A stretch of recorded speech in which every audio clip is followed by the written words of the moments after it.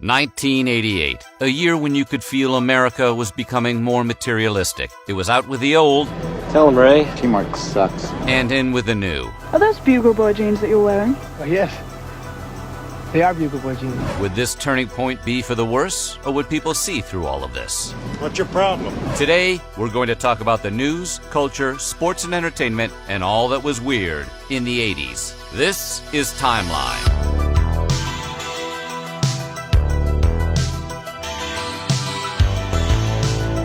Today, we're going double eights with 1988. Now, 1988, we have one thing to say to you. You are next. This is 1988. After these messages, we'll be right back.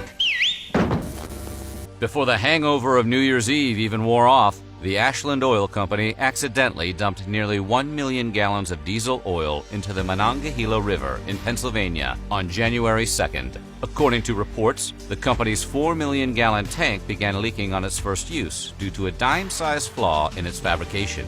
Within hours, the oil made its way into the Ohio River, contaminating drinking water for nearly 1 million Ohioans, West Virginians, and Pennsylvanians. Pretty bad. But nothing compared to the great Exxon Valdez oil spill of 1989, when Captain Joseph Hazelwood said, "Hold my beer," and dumped 10.8 million gallons of oil onto the shores of Alaska. But we'll save the rest of that story for our next year.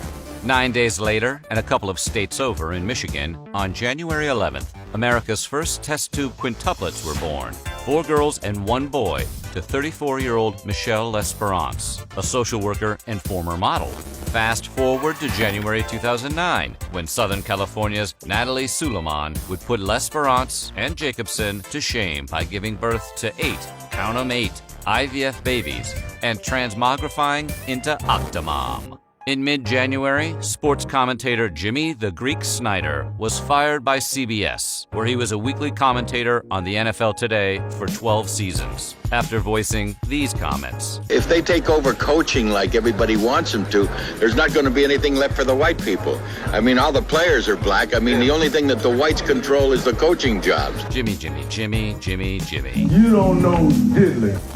13-day standoff between a small group of Mormon polygamists and Utah police came to an end on January 28th in a bloody shootout. The standoff began when the fundamentalist group, led by Adam Swap and his mother-in-law, Vicki Singer, bombed a Church of Jesus Christ of Latter-day Saints chapel in Marion, Utah. Swap and Singer hoped the bombing would lead to the resurrection of John Singer, Swap's father-in-law and Vicki Singer's husband. Instead, roughly 150 cops and FBI agents surrounded the Singer compound for nearly 2 weeks. After 2 armored vehicles stormed the Singer compound, Swap surrendered by waving a white towel drenched in blood. If you're fascinated by armed standoffs led by charismatic cult leaders, wait till we get to the 90s. The following month, on February 12th, while the Cold War was still being waged, the Soviet Union deliberately steered one of their Navy warships into an American warship, the USS Yorktown, after the U.S. was caught passing through Soviet territorial waters in the Black Sea. Technically, the USS Yorktown was in Soviet waters, but it claimed the right of innocent passage. Due to a misinterpretation of the innocent passage laws on both sides, the Soviets sideswiped the trespassers anyway, causing the Americans to redirect their course away from the Black Sea. In the end, both ships floated off in their own directions with minor damage and no casualties on either side. Turning to sports, we go to Calgary, Canada, where the 1988 Winter Olympics opened on February 13th. The games were notable for 3 things. 1. The debut of the Jamaican national bobsled team, which would later be immortalized in 1993's Cool Runnings, starring the late, great John Candy. 2. British underdog ski jumper Eddie the Eagle Edwards. And 3. After 56 years, curling made a comeback. Jimmy Swaggart, the television excessively perspiring evangelist, admitted to getting it on with roadside prostitute Miss Deborah Murphy in Louisiana. I have sinned against you, my Lord. You'd think the sins of the flesh would have been a teaching moment for the sweaty Swaggart. But sadly, 3 years later, on October 11th, 1991, Swaggart was caught with another lady of the night, this time near Palm Springs, California. Swaggart told his new congregation at the Family Worship Center, I'm not going to tell you everything, because the Lord told me it's flat none of your business. Oh, well, if Jimmy said that the Lord said that it's not our business, let's move on, everybody. Sorry, Jimmy. Speaking of religion and the sex industry, 3 days later, Larry Flynt won the landmark case of Hustler Magazine Inc. versus Falwell. It all started when Jerry Falwell Sr. sued Flynt for libel, invasion of privacy, and intentional infliction of emotional distress after Hustler ran a mock Campari liquor ad portraying the evangelist in an incestuous hookup with his mother in an outhouse. We identified at the bottom of the page that it was an ad parody and that it was not to be taken serious. DC Follies every Saturday does a TV show on ABC. Saturday Night Live does a TV show. Those political skits permitted to come in court and sue for intentional infliction of emotional distress? Well played, Hustler. The U.S. Supreme Court, familiar with parody and satire, in an 8-0 ruling, gave the shutout victory to Flynt. The 80s, that was some good stuff.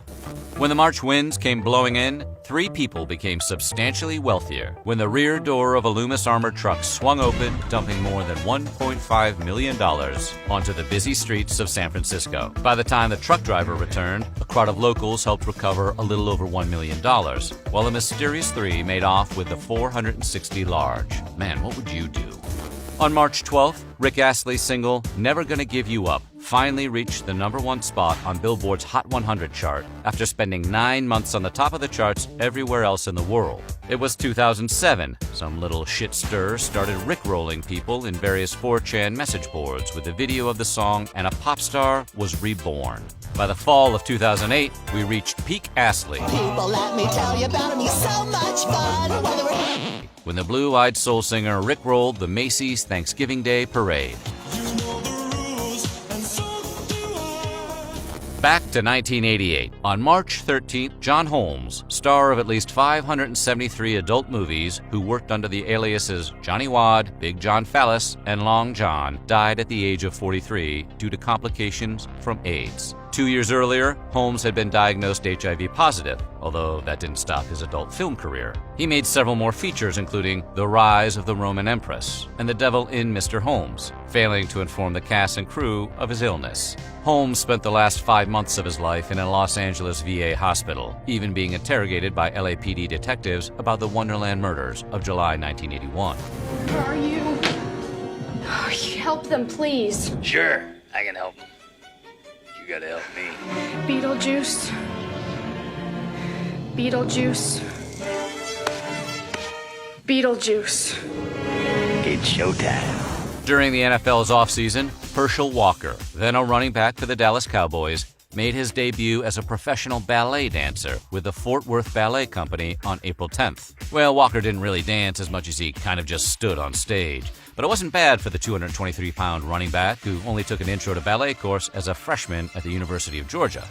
2 days later, the United States Patent and Trademark Office issued Harvard the first patent ever for the genetic engineering of an animal. In this case, it was for a mouse. The eggs of Harvard's female mice were injected with an isolated cancer gene, which would then serve as baseline models for cancer research. Nearly 23 years after he and his then-wife, Cher, took I Got You Babe to #1, Sonny Bono won the 7-candidate race and became the mayor of Palm Springs, California on April 12th. At the same time, nearly 360 miles up the Pacific coast, Clint Eastwood had finished up his 2-year stint as the mayor of his hometown of Carmel, California. On the same day, Soviet officials flatly denied the allegations of anything having to do with the mysterious anthrax outbreak on April 2, 1979, which was the world's worst anthrax outbreak within the last century. At the same time, Soviet officials claimed the disaster was caused by the consumption of bad meat, not in a covert Soviet military research lab near Sverdlovsk, Russia, where it really came from. Amidst their denial, it didn't help the Soviets' claim when biochemical engineers with the U.S. Threat Reduction Agency found several hundred tons of weaponized anthrax on the remote Vozrozhdeniye Island in the Aral Sea. Is the world safe from the lab's leaked anthrax? No one's sure. But keep in mind that the anthrax found during the rash of United States Postal Service anthrax attacks in 2001 was from the original strain of anthrax the Soviets buried in 1979.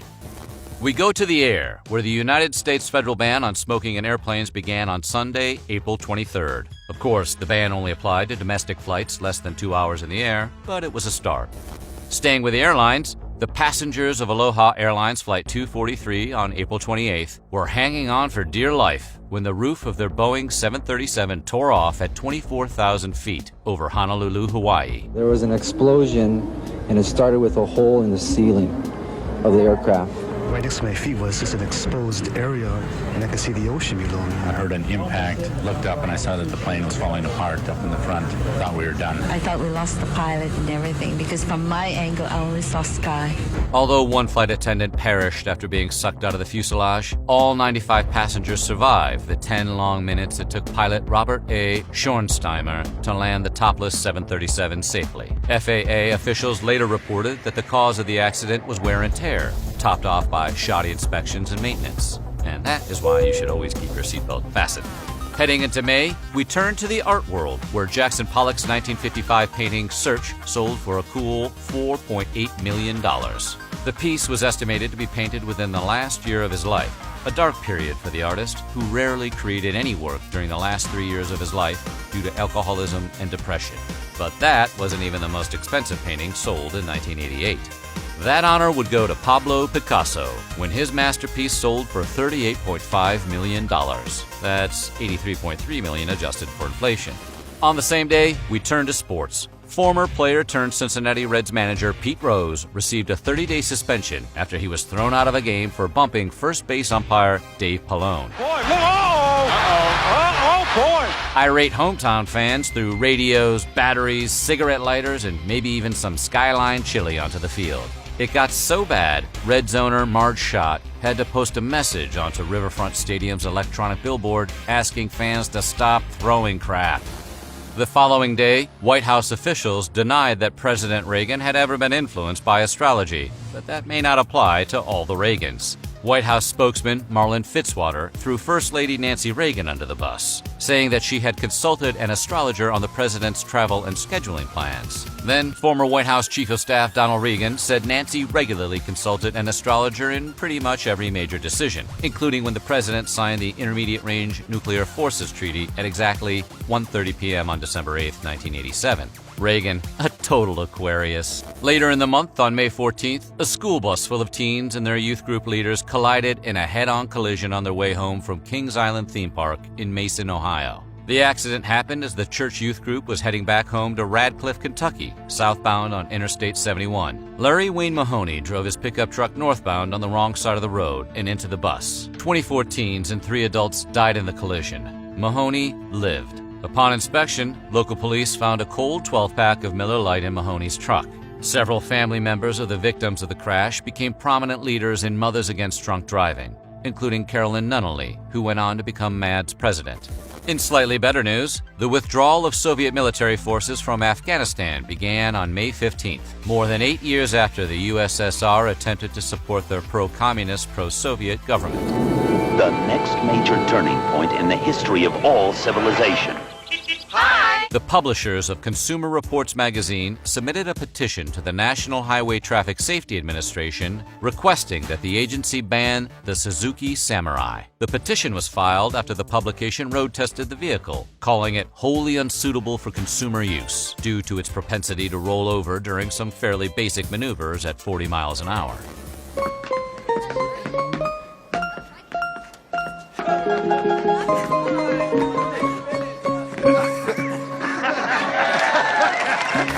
Drink the drink. But I don't want the drink. He doesn't want the drink. You do. I don't. You do. I don't. You don't. I do. You don't. I do. You don't. Listen, when I say I do, that means I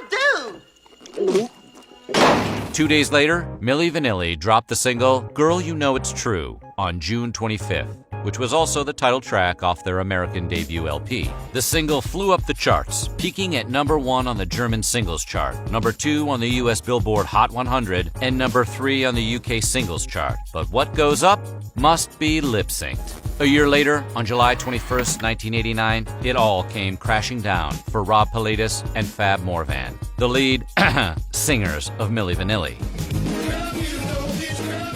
In short, the hard drive of the device that was playing Girl You Know It's True malfunctioned, causing the song to skip and sending Rob and Fab backstage in embarrassment and fear. The National Academy of Recording Arts and Sciences revoked Milli Vanilli's Grammy for Best New Artist, and people who bought the album and went to their concerts filed lawsuits. Eventually, Rob and Fab split, but not until after a desperate attempt to salvage their career in a spectacularly embarrassing press conference. So we give this Grammy back now. Brad Howell and Sean Davis are the real singers, and I think they should get this Grammy. We'll save Rob Pilatus' story for 1998. We turn to boxing, where Mike Tyson went toe-to-toe with Michael Spinks at the Atlantic City Convention Hall in New Jersey on June 27th. Both fighters were undefeated. It was billed as the mega fight for the ages. But 91 seconds after it began, Spinks went down for the second and final time as Tyson won the mega match by KO. He leads to the right hand. Down he goes. I don't think he'll get up from this. Because the greatest love of all inside of me. Yeah. Sexy chocolate. Happy trails, Hans.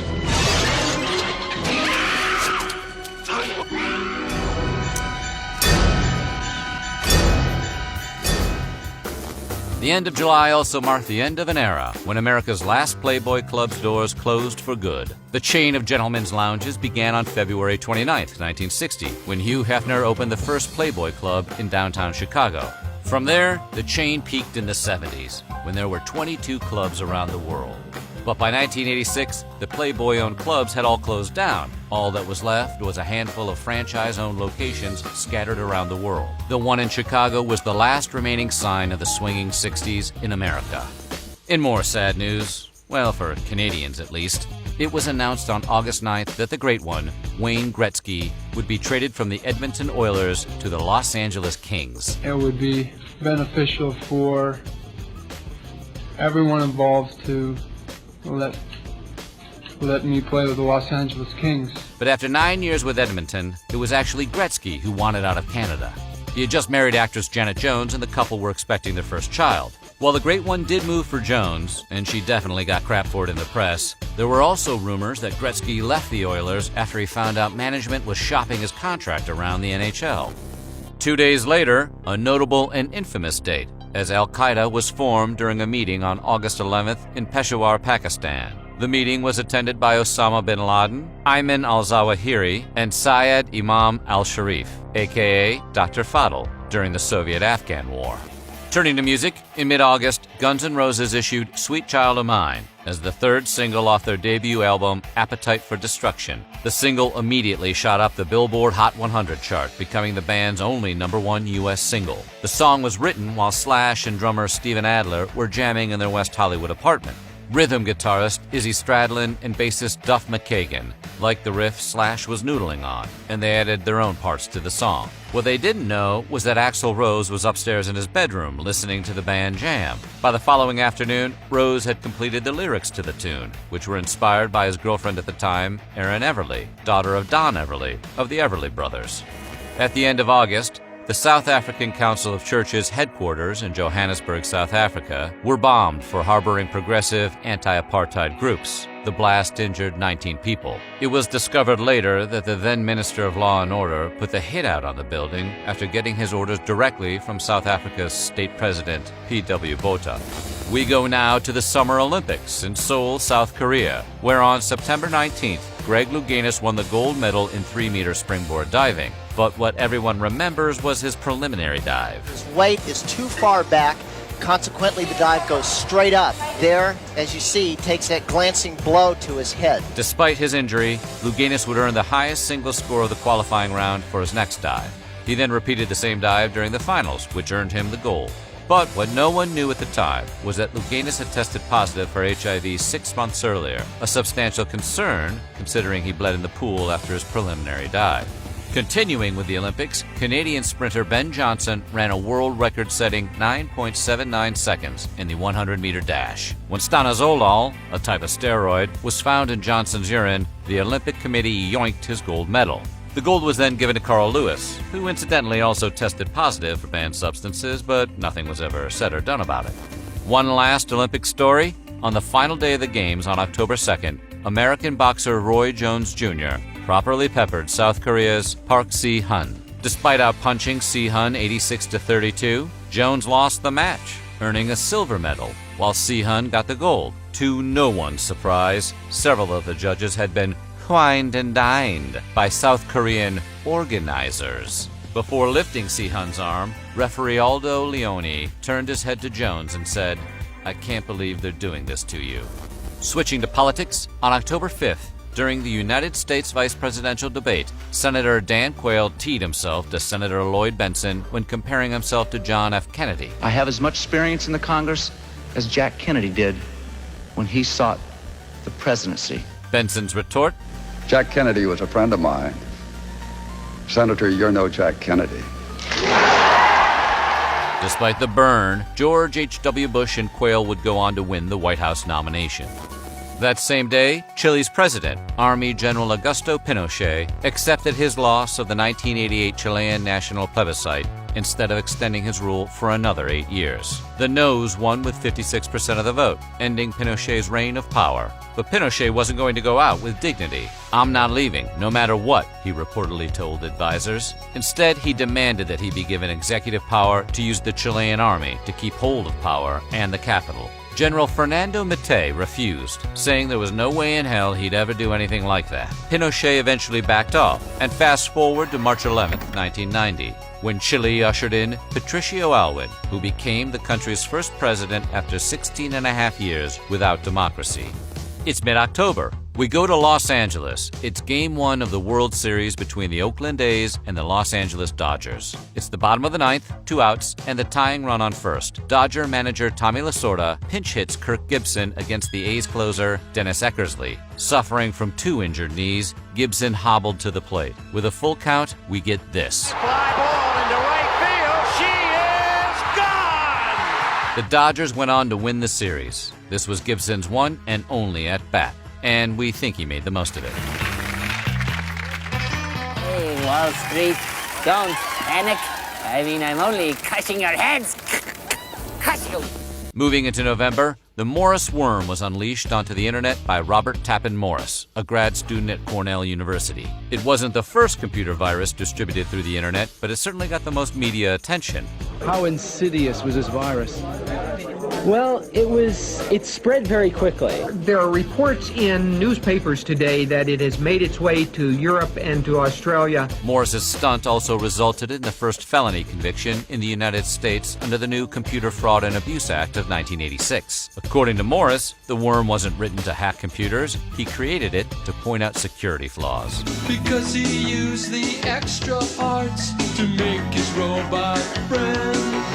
Robot roll call, Gamma, Servo, Gypsy, Crow. Moving into December, Benazir Bhutto was sworn in as the Prime Minister of Pakistan, a big deal considering she was the first female Prime Minister in a Muslim-majority country. At 35, she was also the youngest elected leader in the Islamic world, as well as the youngest female Prime Minister ever elected.